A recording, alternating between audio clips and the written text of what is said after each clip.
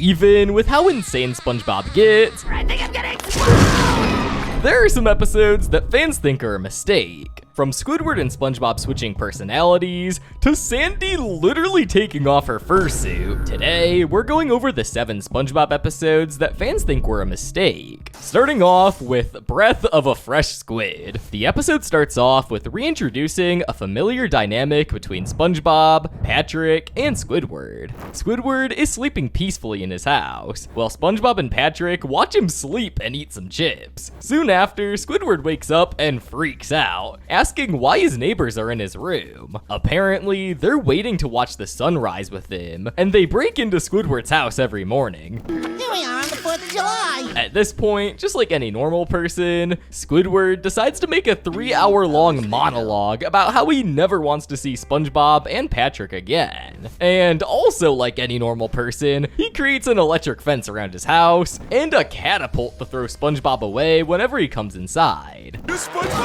But somehow, even after they got catapulted away from Squidward's house, the duo lands back inside the fence. So far, this has been like any other SpongeBob episode. Squidward's grumpy, SpongeBob's too cheerful, and Patrick, well, he's Patrick. But this is where they completely flip the script. When Squidward is kicking SpongeBob and Patrick out, he accidentally touches the electric fence and gets shocked to the point where his entire brain chemistry changes. And for maybe the first time in his life, Squidward's happy. SpongeBob says that he's gonna go to the petting zoo, and Squidward excitingly asks SpongeBob if he can join. The trio enjoy the entire day together, and the next morning, it's Squidward who breaks into SpongeBob's home to watch the sunrise with him. So far, both SpongeBob and Patrick were loving the new Squidward, but it's only when they get to work that SpongeBob starts to miss the grumpy old cashier. Squidward tries to do his normal job, but he's too nice to all the customers, and even gives out free Krusty Krab hats. At this point, Krabs tell Squidward to go cook some patties with SpongeBob if he can't do his normal job properly. But let's just say he cooks his patties too well, and it causes a certain Sponge to get jealous. Squidward made him. They look okay to me. Mr. Krabs even gives Squidward a reward for all of the hard work he's done. Give me new employee of the month. And if things couldn't get any worse, Patrick suddenly walks through the door with a cake for the winner of Employee of the Month. So SpongeBob has to do the most painful thing possible. Patrick also invites everyone over to his house to celebrate Squidward getting Employee of the Month. And at the party, Squidward is the one who is happy and cheerful, while SpongeBob is sitting on his own and hasn't even touched his cake. He's just staring into the table, trying to convince himself that it's okay if Squidward is a better cook than him. It's only when SpongeBob sees Squidward pogo dancing with his best friend that he decides enough is enough and kicks Squidward out of his own party. Shut up! Unfortunately, Squidward forgets that the fence he'd planted around his house is electrified, and turns into normal, grumpy Squidward once again. Worst of all, both Patrick and SpongeBob touch the fence as well, meaning all 3 of them are their saddest, grumpiest versions. All in all, it's not a bad episode by any means, and I really enjoyed watching it. So why is this episode considered a mistake? Well, from the start of the show, SpongeBob has become the goofy character who doesn't understand boundaries, while Squidward has been the relatable cashier. And while there have been other episodes where Squidward becomes happy, the reason why this episode stands out in particular is that Squidward becomes more SpongeBob than SpongeBob himself. For once, the balance between the two characters was completely flipped, with Squidward getting everything to work out for him, while SpongeBob just has to watch someone with way less plot armor than him luck his way through life. And honestly, it's really strange to see even Squidward smile. But what's even weirder is the time that Sandy became furless. I'm of course talking about the episode Somebody's in the Kitchen with Sandy. The episode starts with Plankton trying to steal the Krabby Patty secret formula. His entire plan is to hide inside of the Krusty Krab, wait for SpongeBob to take it to the front door, and then make his escape. But unfortunately, the Krabby Patty he ends up on is given to a very special customer, and before he can get away, he's put inside of Sandy's special suit, where he has to watch Sandy messily eat the patty, but luckily he didn't have to watch for too long. Sandy heads back home, takes off her suit, and then literally takes off her fur, just so that she can take a bath. Luckily, some of the water from the bath falls on Plankton, and he's brought back to life. He quickly realizes that Sandy is out of her fur, so he comes up with a diabolical plan to use this to his advantage. Wish me luck. But it didn't even stop with Plankton controlling Sandy's body. As all of this is happening, pink and naked Sandy realizes that someone stole her fur and is out for vengeance. But Plankton is completely oblivious to all of this and makes his way back to the Krusty Krab to finally get his hands on the secret formula. SpongeBob is suspicious and says that Sandy isn't acting like herself today. He even brings up how Sandy isn't wearing her spacesuit and helmet today, but Plankton claims that's just because she can breathe underwater now. And SpongeBob somehow buys this story, so they get to cooking. Double grilling temperature of 274 degrees. Plankton is finally gonna get what he's wanted for so long, straight from the source. Nothing could make this heist even easier. I'm putting the secret Krabby Patty formula out in plain sight. But working for SpongeBob turns out to be way harder than Plankton signed up for. Steady. We're off center by 3.6 millimeters. At the same time, Sandy's being made fun of by the other residents of Bikini Bottom. She tries to use seaweed to cover up her behind, but it doesn't go so well. Hey, look. By this point, Plankton is absolutely frustrated with SpongeBob, and having to keep up the act of being Sandy, so he decides to ditch everything and make a mad run for the formula. It's finally mine. But right at that moment, the real Sandy shows up, and they have a dramatic showdown. My eye. At the end of it all, the police finally shows up to imprison the criminal. But don't fret. Honestly, this one is up on the list just because of how insane and weird Sandy looks without her fursuit on. She just looks wrong when she's naked, and the scene of her taking off her fursuit is enough to give any SpongeBob fan nightmares. I'm surprised they were even able to air that scene, as some of the concept art for this episode showed Sandy as even more disgusting outside of her fursuit. But even this episode is better than the next one on our list, where two completely opposite characters switch lives. As the saying goes, the algae's always greener on the other side. At least, that's what the episode The Algae's Always Greener tries to tell us. It starts off with Plankton having yet another plan to steal the Krabby Patty for himself.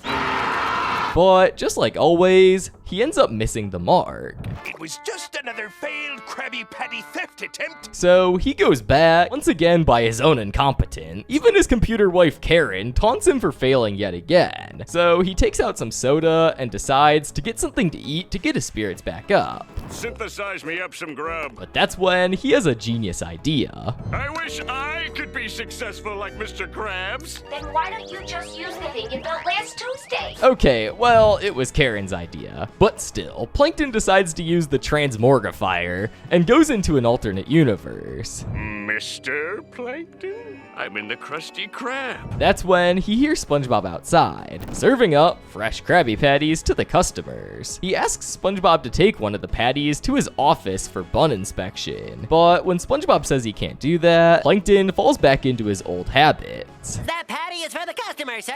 I'll boil the customer. But SpongeBob then hands Plankton 2 patties that he made on the off chance that Plankton wanted to do a bun inspection that day. And Plankton quickly takes the patties back to Krabs' office. Wait, I mean his office, to do a classic evil villain monologue. The patties. SpongeBob? But he's interrupted by SpongeBob wanting his weekly performance review about the quality of his Krabby Patties. Even when Plankton says it's fine as it is, SpongeBob just won't take no for an answer and literally begs Plankton to come up with something that he can improve on.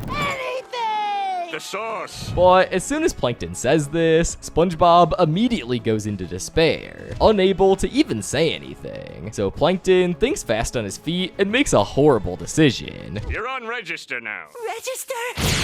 So SpongeBob is now co-cashiering along with Squidward. But just when Plankton thought he could finally get some alone time with his Krabby Patties, Squidward barges in, saying that he can't work with SpongeBob all day. And Plankton is a fair boss, so he decides to follow Squidward's request. Hope you like gray. But Plankton still can't catch a break, because right then, his daughter shows up and asks Plankton for an arm and a leg. Could I please have an advance on my allowance. And once again, Plankton decides to fix it in his own way, offering Pearl a huge advance just to get out of the way. Go crazy. But that's just the least of his problems. Oh my goodness! But even this wasn't enough problems for one day, because suddenly a siren started going off, and that's when SpongeBob explains why the siren was installed in the first place.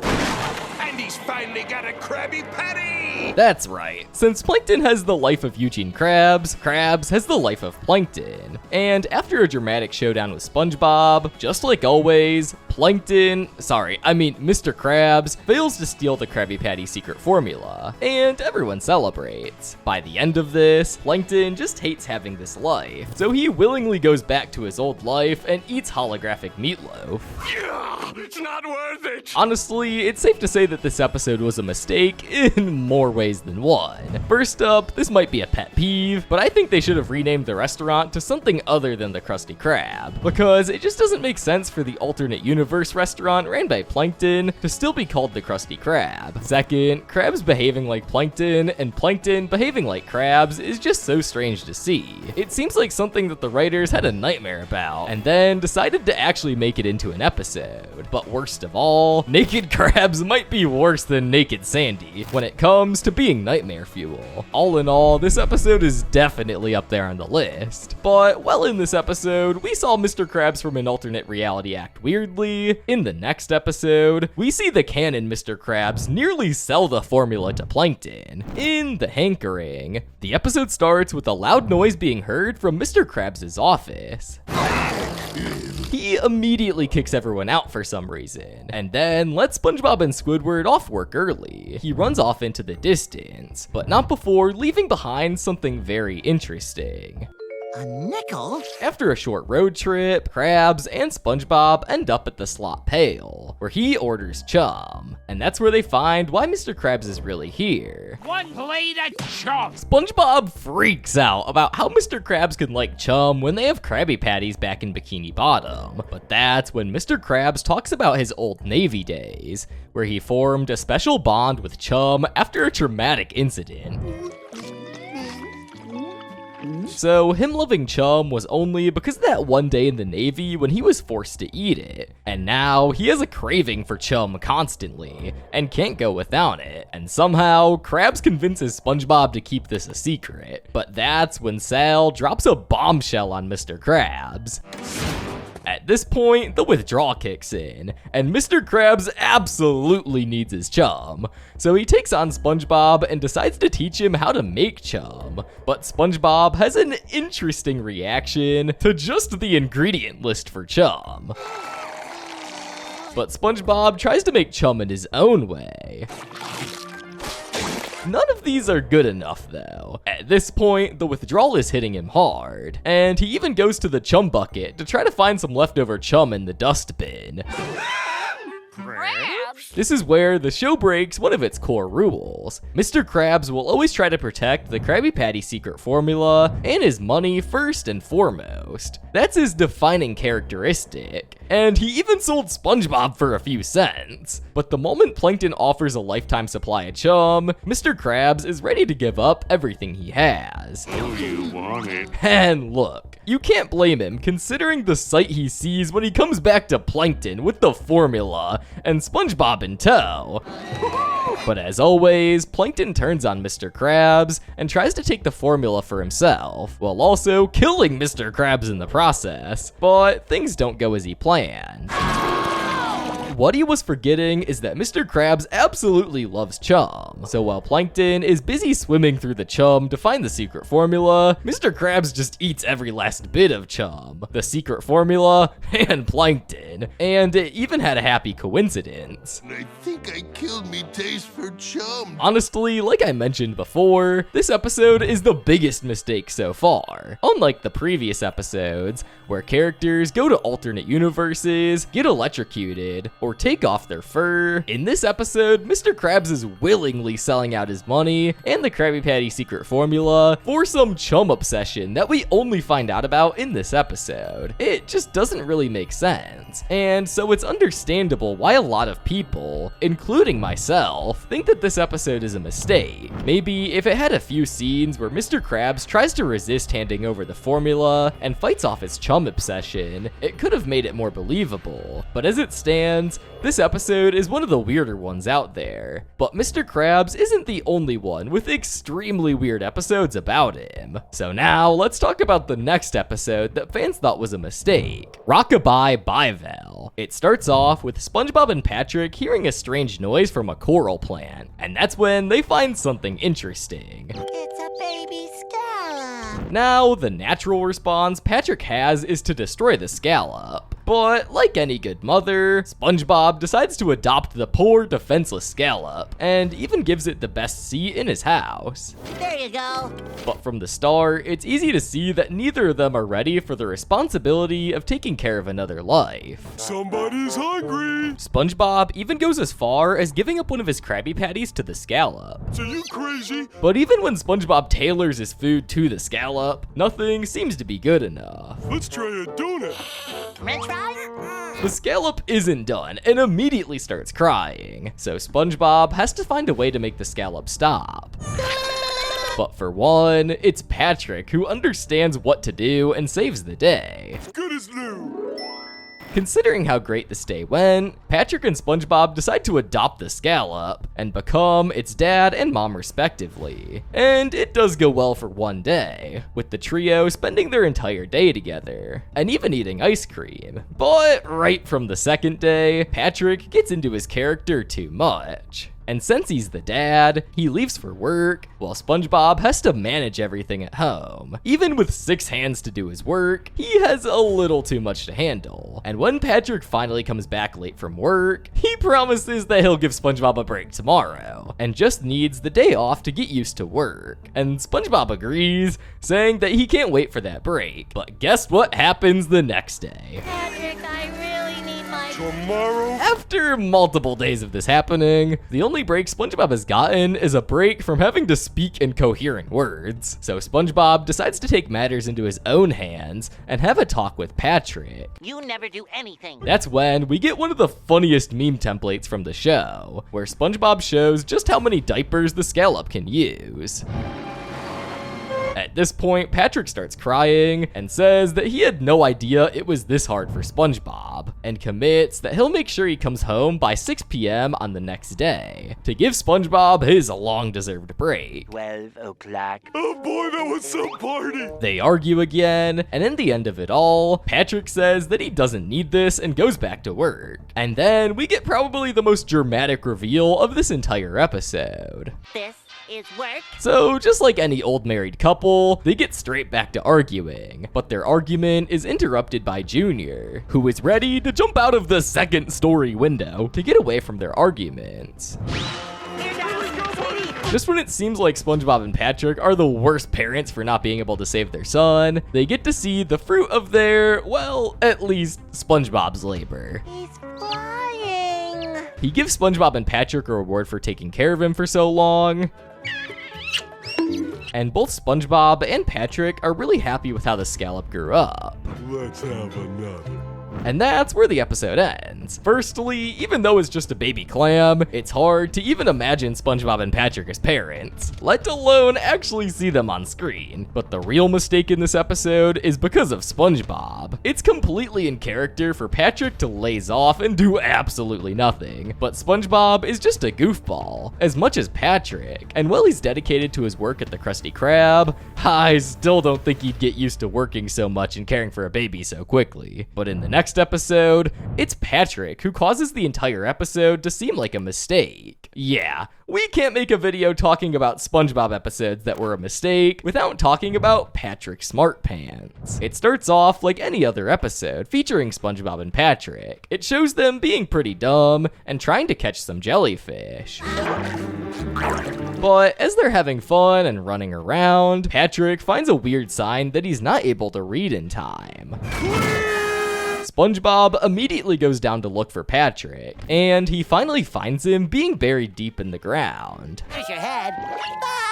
Now, we don't know why. Maybe it's the fact that his brain got moved around because of the fall, or maybe losing his head that caused his brain to restart. But either way, the moment Patrick put on his head, he completely turns into a different person. I find all this laughter to be highly illogical. For one of the first and only times in the show, Patrick is smart, and he doesn't even want to catch jellyfish anymore. Creatures of the deep. And while SpongeBob writes it off as Patrick just being weird and gets back to hunting jellyfishes, Patrick actually writes and draws in a small book. And when SpongeBob tells Patrick to do something fun, he has a completely different idea of what fun even means. Admire the beauty of nature. Instead of spending time together with SpongeBob, Patrick makes up an excuse that he has to go and quickly takes his leave. I really must be going. Back at his home, instead of watching TV like always, Patrick instead studies plankton like it's a science experiment. I'll show you subspecies. After this, Patrick and SpongeBob decide to go off to Squidward's house, and instead of making fun of Squidward, Patrick instead critiques Squidward's music, that too with true class. Oh, I never thought to do it like that. And when SpongeBob asks Patrick how he can know so much about music, this is what he has to say. A creative outlet provides a spiritual release. By this point, Squidward is impressed and asks Patrick to be his mentor on the spot, and Patrick, who is starting to become quite arrogant, agrees to do it. Let's take it from the top. And when SpongeBob tries to join their session, Patrick quickly kicks him out, saying that it's a solo clarinet performance. Clarinet only. A few moments later, SpongeBob is pleading with Patrick to spend some time together, but Patrick just says they're not compatible anymore. We're just not compatible anymore. And he literally leaves SpongeBob crying in the street. But he doesn't stop there. SpongeBob goes to Sandy to get some company and deal with his loneliness. But instead, he finds that Patrick is already there. Patrick didn't just abandon SpongeBob. He also took away SpongeBob's other best friend. But if messing up one friendship wasn't enough, he messes up a second one by making Sandy feel like she doesn't know anything. Even the simplest of mammals could figure it out. By this point, both SpongeBob and Patrick are at their home, reflecting on what has happened so far. I never thought I'd lose my best friend. SpongeBob. Patrick finally comes to his senses and decides that he wants SpongeBob back. So he goes on a quest to find a way to get fun back in his life by doing countless experiments.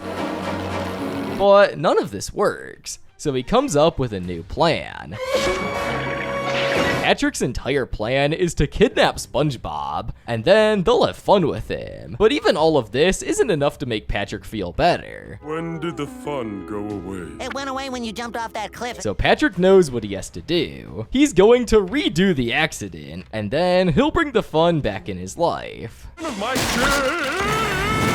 But when he lands down, it doesn't work. He's still the same old smart Patrick. But that's when he gets an idea. Brain coral! No wonder you got so smart, buddy. And so Patrick decides that he wants to give up his smartness just to have fun with SpongeBob again. Knowledge can never replace friendship. And that's where the episode ends, with Patrick being dumb once again. Now look, smart Patrick alone is enough to make this entire episode a mistake. But what's even more confusing is that some coral can do the job of a brain for Patrick better than Patrick's own brain. And honestly, I still can't get over how smart Patrick is in this episode. He's smart enough to catch plankton and literally study him, and even better than Sandy at researching stuff. Overall, this SpongeBob episode is definitely one of the show's mistakes, but it's still better than the last episode on our list, an episode where one of the most beloved characters tears Bikini Bottom down just to hunt her best friend. I'm talking about the episode Pre-Hibernation Week. It starts off with Sandy raking leaves in an interesting way. There we go.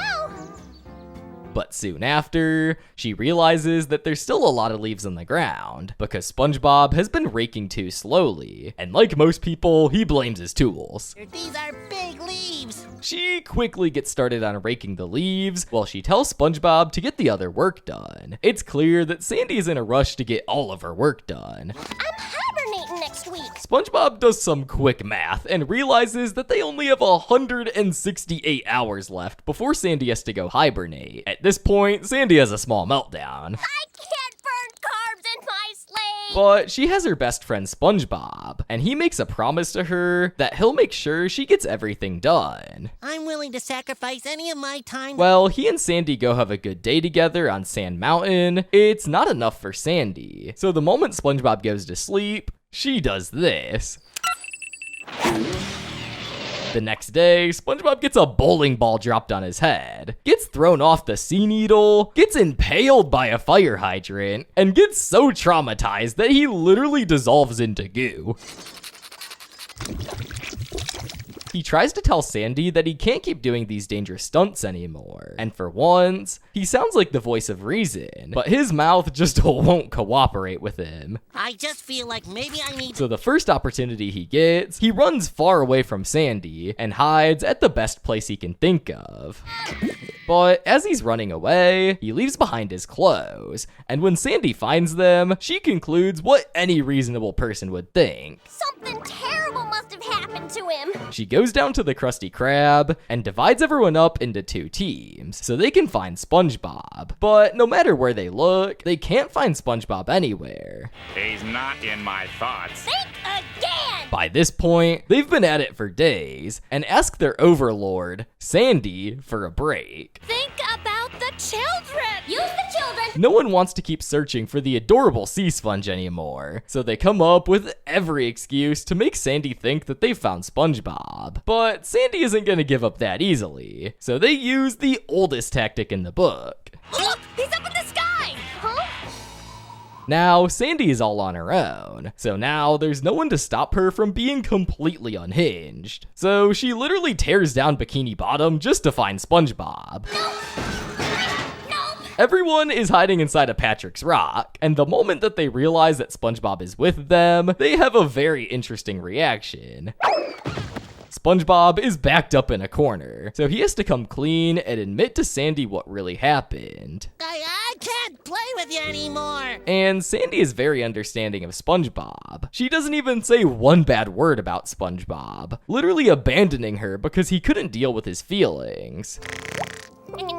And that's where the episode ends. Honestly, this has to take the cake when it comes to being the biggest mistake. First off, SpongeBob being too scared to have fun is so out of character for him. His personality is that he's a goofball who loves doing dangerous things and doesn't realize when he's in danger. We even made an entire video about all the times that SpongeBob should have died, but survived. So this just doesn't make any sense. Moreover, Sandy is definitely a little unhinged a lot of the time, but even she isn't that unhinged that she would tear down Bikini Bottom just to look for SpongeBob. But the biggest offender in this is definitely Squidward. We can clearly see that he's also doing work to try to find SpongeBob, when the actual Squidward would never do extra work for SpongeBob. Overall, it's an episode where no one acts like they should, and for that reason, this is the episode that most fans think should have never made it on screen. Now, that's all the SpongeBob episodes that fans think were a mistake. If you enjoyed this, then smash that subscribe button and watch the other videos on our channel.